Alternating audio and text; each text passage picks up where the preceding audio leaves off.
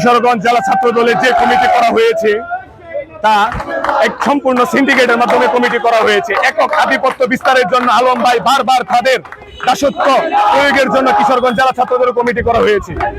এর বিগত আগের কমিটিতে রেদওয়ানুর রহমান অফিউর ভাই সাধারণ সম্পাদক নির্বাচিত হয়েছিল, তাকে সিঙ্গেল বডি সরিয়ে তারা একটা নতুন নব কমিটি করা হয়েছে।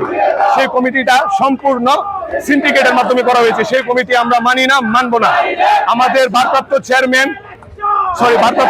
চেয়ারম্যান গণপ্রজাতন্ত্রী বাংলাদেশ সরকারের মাননীয় প্রধানমন্ত্রীর কাছে আমরা আকুল আবেদন, উনি এই বিষয়টা উনার কাছে নিয়ে যাচাই বাছাই করে যা সিদ্ধান্ত দিবে তা আমরা মেনে নেব।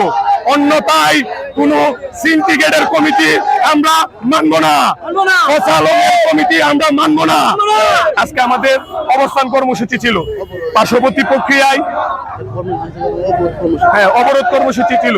এই প্রক্রিয়ায় আমাদের আগামীতে রুটিন মাফিক আমাদের লোকজন যারা আছে মুসলিম ছাত্র জনতা তাদের সাথে কথা বলে আমরা আরো বেগমান কর্মসূচি নিয়ে রাজপথে আসবো ইনশাল্লাহ।